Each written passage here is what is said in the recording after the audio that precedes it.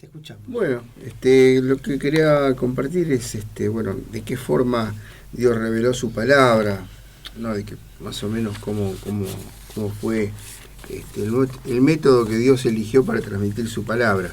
Así es. Bueno, para esto estaba viendo 2 Timoteo 3:16, donde, bueno, Dios dice de qué forma más o menos, pero la vamos a desglosar porque el propósito es entender, ¿no es cierto? 2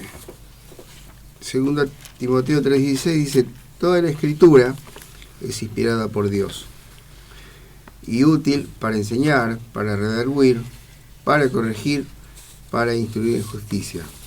Esto es lo que estoy leyendo es de la Reina Valera, última revisión 1960. Entonces, bueno, vamos a desglosarlo un poquito. La primera palabra es toda, y bíblicamente hablando, esta palabra todo se usa de dos maneras. Puede ser todo con distinción o todo sin excepción. Bueno, esta palabra todo que usamos acá es la palabra todo sin excepción. Juan 12, por ejemplo, dice, habla Jesucristo, y dice: yo, si fuere levantado de la tierra, a todos atraeré a mí mismo. Este es el Evangelio de Juan, capítulo 12, versículo 32. Entonces, bueno, ¿es todos sin excepción o todos con distinción? ¿No es cierto? Esa es la pregunta. Nosotros sabemos que no todas las personas en la comunidad son cristianas. Por lo tanto, no todas van a ser atraídas. Esto es el retorno de Jesucristo, ¿no? Sabemos que esperamos el retorno, y el que haya creído y confesado a Jesucristo como Señor y Salvador, tendremos una reunión con Él en el aire para ser establecidos nuevamente sobre la tierra, y ahí, bueno, nos vamos a enterar de un montón de cosas, ¿no? Que ahora, por más que estudiemos y hagamos el esfuerzo que hagamos, no vamos a llegar. Pero bueno, sabemos que esperamos el retorno, y eso es lo que nos entusiasma. Entonces, bueno, acá en Juan 12 está hablando de un todos con distinción: los que han creído, los que han confesado a Jesucristo como Salvador. Vamos a Hebreos 2:9, ahí está el otro uso. En la epístola de Hebreos dice: pero vemos a aquel que fue hecho un poco menor que los ángeles, a Jesús, coronado de gloria y de honra, a causa del padecimiento de la muerte, para que por la gracia de Dios gustase la muerte por todos. Y acá de vuelta está la palabra todos, pero esta es la palabra todos sin excepción, porque, bueno, Jesucristo entregó su vida por todos los hombres. Entonces, es la palabra todos sin excepción. De Génesis 1:1 a Apocalipsis 22:21, es la palabra esta palabra toda aparece como que fue respirada por Dios. Absolutamente toda. Bueno, las palabras, después de las palabras toda la escritura está seguida por la palabra es. Esta palabra, según un estudio bíblico, ha sido añadida al texto griego de Esteban, del cual fue traducida la versión Reina Valera. Y bueno, antes de seguir adelante, entendamos una cosa: si una persona omite una palabra que ha sido añadida, la palabra de Dios no ha sido tocada. Esto se vuelve muy importante a medida que avanzamos en la precisión de las palabras. Para avanzar un paso más, no había verbos ser o estar en los idiomas hebreo o arameos originales. Había un verbo que era llegar a ser o volverse. Esto se vuelve muy interesante en el primer capítulo de Génesis, Génesis 1, donde la palabra dice que Dios creó el cielo y la tierra, ¿no? Y dice que la tierra estaba desordenada y vacía. Esta palabra estaba no fue añadida. Génesis 1:2 continúa: y la tierra estaba desordenada y vacía, y las tinieblas estaban sobre la faz del abismo. El segundo uso de la palabra estar no aparece en el texto, o sea, es una añadidura. Esto nos dice que la primera palabra traducida como estaba no es la palabra estaba, sino la palabra llegó a ser o se volvió. Pero el segundo uso de estaban fue añadido. Por lo tanto, el versículo 2 quedaría más o menos así. La tierra se volvió desordenada y vacía, y las tinieblas sobre la faz del abismo. Se volvió desordenada y vacía. Dios no la creó así. Si se deja la palabra estaba en el texto y la tierra estaba desordenada y vacía, parece que dijera que Dios creó la tierra de esta forma, desordenada y vacía. Todo lo contrario, la tierra se volvió de esta forma, desordenada y vacía. Lo vemos en Isaías 45, Isaías capítulo 45, versículo 18. Dice, porque así dijo Jehová, que creó los cielos y la tierra. Él es Dios, el que formó la tierra, el que la hizo y la compuso. No la creó en vano.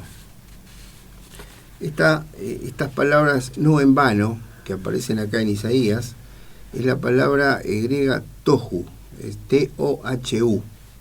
Y es la misma palabra que se utiliza en desordenada y vacía. O sea, Dios no la creó desordenada y vacía, la tierra se volvió así.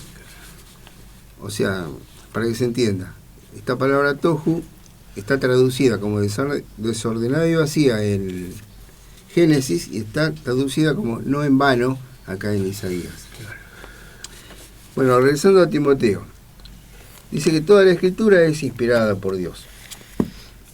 Estas tres palabras inspiradas por Dios son una sola palabra en los textos griegos. La palabra es teopneo, no sé, para pronunciarla es medio complicado. Teopneustos. Esta palabra se compone de dos palabras raíces, teo y neustos. Tomada por partes, teos es Dios y neustos es respirada. O sea, que quiere decir literalmente respirada de Dios. Toda la escritura sería entonces en el texto, toda la escritura respirada por Dios.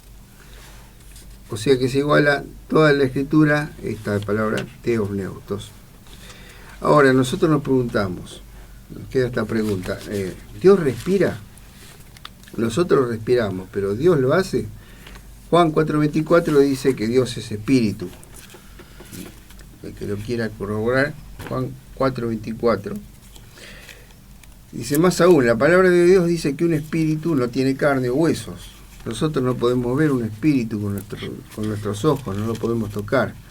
Sin embargo, 2 Timoteo 3:16 dice que Dios respiró. Entonces tenemos que averiguar exactamente qué pasa cuando se le atribuyen a Dios características humanas. ¿Qué quiere decir respirada de Dios? ¿Alguna vez nos preguntamos qué debe ser enfatizado en la palabra de Dios? Si la Biblia es respirada de Dios y si la Biblia es la palabra de Dios, ¿puede imaginarse una persona que Dios le permitiría a cualquiera decidir qué debe ser enfatizado en su palabra? En esta palabra respirada de Dios hay una gran verdad que ha tomado muchos años para ser indagada y estudiada. Dios es espíritu, así que Dios no respira. Pero nosotros sí. Siempre que la Biblia atribuye características humanas a Dios, como lo hace en esta escritura en particular, en 2 Timoteo, esto es una figura literaria.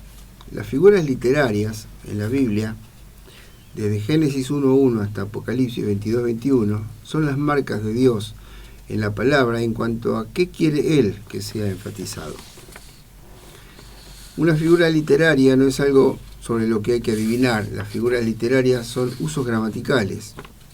Por ejemplo, para entender esto de las figuras literarias, si no hemos tenido lluvia por un largo tiempo, yo podría decir el suelo está seco. Esto sería una simple enunciación de un hecho. El polvo vuela y las grietas se abren. Pero si yo digo el suelo está sediento, eso es una figura literaria. El suelo no puede tener sed, ¿no es cierto? Es una característica humana. La figura siempre es más vívida que la misma enunciación literal. Cuando yo digo el suelo está seco, pongo una idea vaga en su mente. Pero en el momento en que digo el suelo está sediento, entonces la persona tiene una imagen más clara. una figura literaria siempre aumenta, siempre vitaliza la declaración. La palabra de Dios debe ser aceptada literalmente cuando quiera y donde quiera que sea posible, pero cuando una palabra o palabras dejan de ser fieles a los hechos, ellas son figuras literarias. Las figuras literarias tienen un énfasis diseñado por Dios, que tiene que ser asido y entendido para obtener completamente el impacto de la palabra. Bueno, según registros, hay 212 figuras literarias distintas que se usan en la Biblia. Pero vamos a abocarnos a esta figura respirada de Dios. Dios es espíritu y sin embargo en 2 Timoteo dice que toda la escritura es respirada de Dios. Esta figura se llama en el hebreo Derech Benay Adam, lo cual traducido quiere decir los hábitos del Hijo del Hombre. Bajar a Dios al nivel del hombre. Ahora, esta la tomaron los griegos y la tradujeron como antropopateia, que quiere decir rasgo conmovedor del hombre. Los romanos usaron esta figura y la llamaron condescencio, que es como nosotros comúnmente la vamos a llamar. Es la figura condescencio. Siempre que la palabra de Dios atribuye características humanas a Dios, la figura usada se llama condescencio. El énfasis no está en la palabra todo o en la palabra escritura. El énfasis está en la fuente. Es respirada de Dios. Hay, algunos ejemplos en la Biblia de esta figura condescencio. Podemos buscar muchos más. Pero, por ejemplo, en Éxodo 4:14, la palabra dice, entonces Jehová se enojó. Dios es espíritu, Él no se enoja.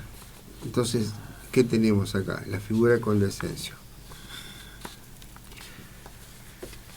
Bueno, entonces, siguiendo esta línea, ¿cuál es exactamente entonces el proceso por el cual vino la palabra respirada de Dios? La clave para responder esta pregunta está en la palabra de Dios. 2 Pedro 1:21 nos da una clave importantísima, porque acá nos comunica, dice, porque nunca la profecía fue traída por voluntad humana, sino que los santos hombres de Dios hablaron, siendo inspirados por el Espíritu Santo. Profecía se usa de una manera singular en este versículo, porque uno tendería a pensar que profecía es una predicción del futuro. Este es uno de los usos de la palabra profecía, pero no es el único uso. La palabra profecía también quiere decir declarar. La profecía de Isaías de la venida del Señor Jesucristo y la profecía de Juan del regreso de Cristo, que todavía lo estamos esperando, son ejemplos de predicción. Parte de la palabra de Dios es predicción. El verbo profetizar también quiere decir declarar, exponer o presentar. Profecía literalmente quiere decir aquello que es predicho de aquello que es declarado. Toda la Biblia, desde Génesis hasta Apocalipsis, es predicción o declaración. Porque nunca la profecía, aquello que es predicho o declarado, fue traída por voluntad humana. La palabra de Dios, que predice y declara, nunca fue traída por voluntad del hombre. En otras palabras, el hombre nunca dispuso a su voluntad la palabra de Dios.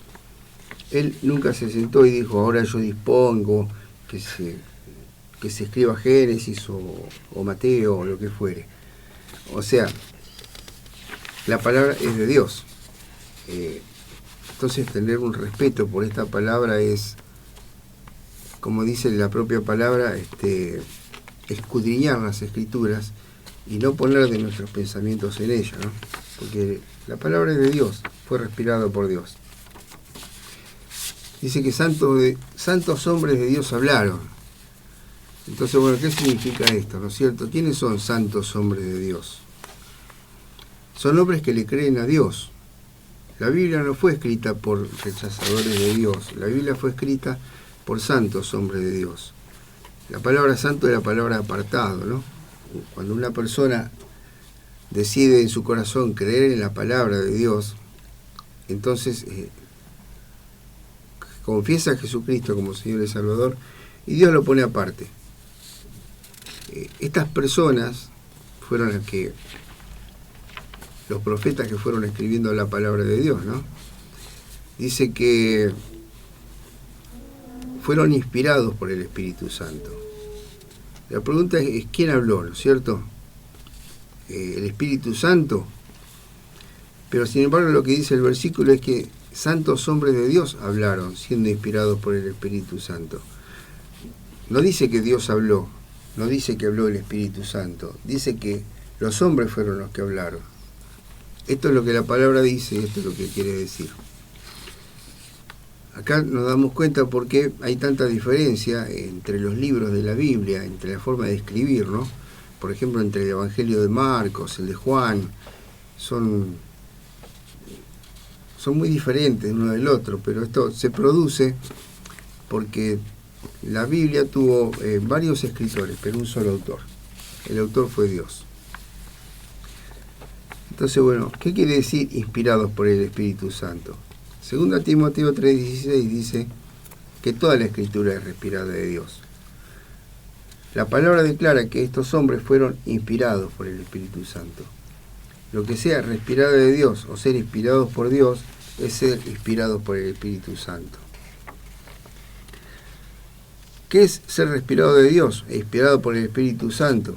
Vamos a Gálatas 1, en el versículo 11, acá habla Pablo, y dice, mas os hago saber, hermanos, que el Evangelio anunciado por mí no es según hombre.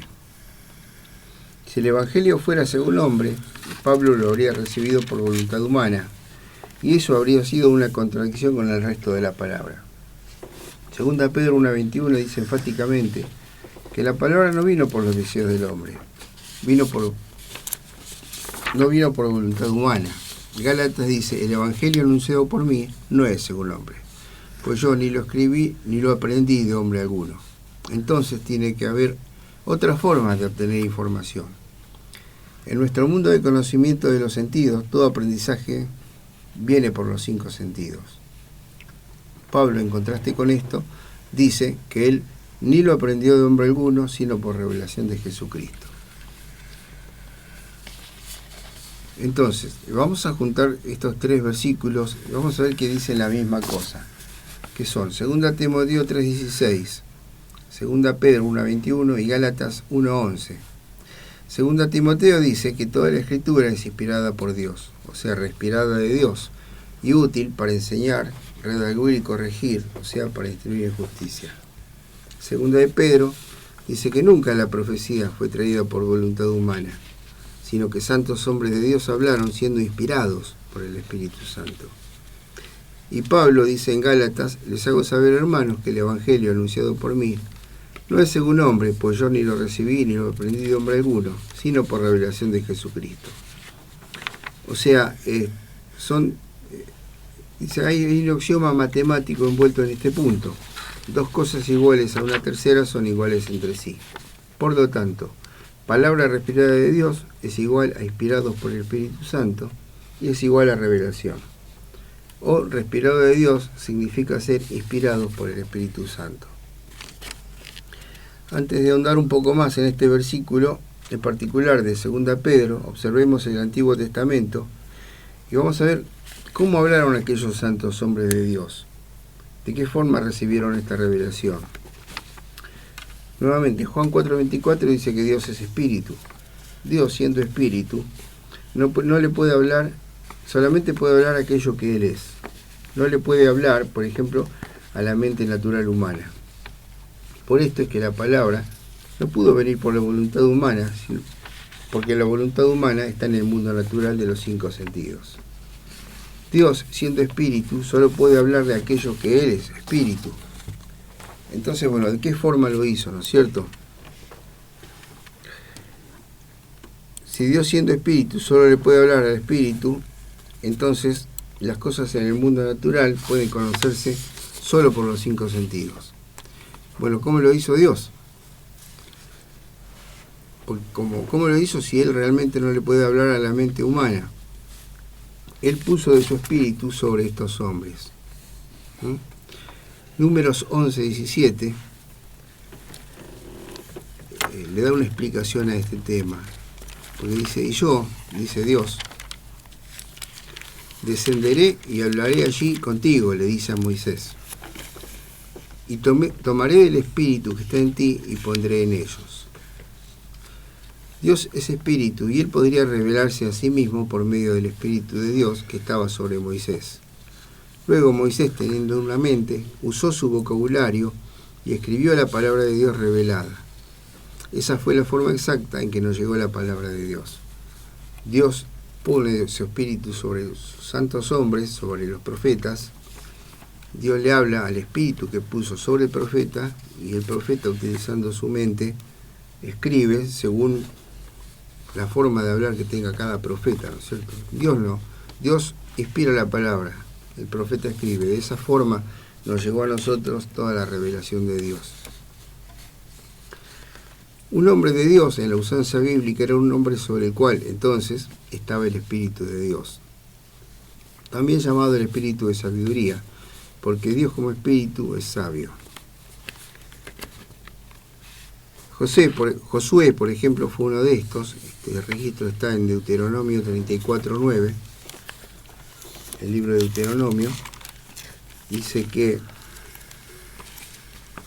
Josué, hijo de Nun, fue lleno del espíritu y sabiduría, porque Moisés había puesto sus manos sobre él, y los hijos de Israel le obedecieron e hicieron como Jehová mandó a Moisés. Todo hombre en la Biblia que escribió la palabra de Dios tenía el Espíritu de Dios sobre él. Solo hay un autor de la Biblia y ese es Dios. Hay muchos escritores, pero solo un autor. Dios es el autor, mientras Moisés escribió, Josué escribió, Pablo escribió, David escribió y muchos otros.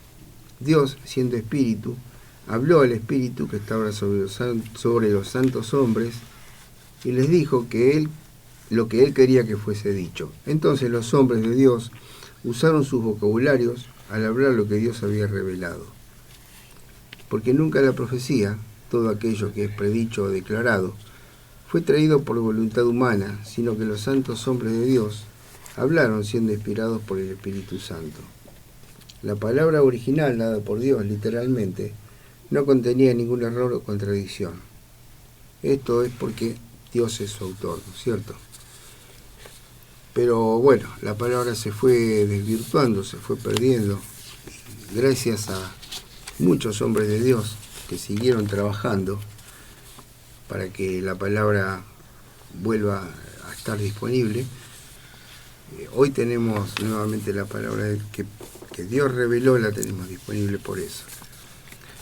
O sea, bueno, por eso tenemos que investigar, no a Dios, sino a su palabra. Por eso tenemos que examinarla minuciosamente. Nosotros nacimos miles de años después en una cultura totalmente diferente. Entonces, para entender las palabras que están en la Biblia, que es un libro oriental, tenemos a veces que estudiar bastante para poder comprenderlo, ¿no? Así es, por eso quiero cerrar con una oración a nuestro Padre Celestial, en el poderoso nombre de tu Hijo Jesucristo. Te damos gracias por tanto amor, por tanta bendición, por darnos entendimiento y sabiduría de tu palabra, Padre, para poder conocer más tu corazón de amor, Dios, hacia nosotros, y poder entenderlo y así poder trabajar de acuerdo a tu voluntad y a tu propósito, comunicando tu palabra conforme a tu voluntad, Dios, y que sea tu palabra la que podemos comunicar. Te doy gracias, Padre, por bendecir a cada uno de los que nos han podido escuchar en el día de hoy, por bendecir sus corazones y porque, bueno, tengan a bien ir a tu palabra cada vez que lo deseen y que lo deseen con todo su corazón, Dios, para poder conocerte, porque sos tan grande y tan amoroso que no hay cosa mejor que vos. Te doy gracias por esto en el poderoso nombre de tu Hijo Jesucristo, nuestro hermano. Amén. Amén. Bueno.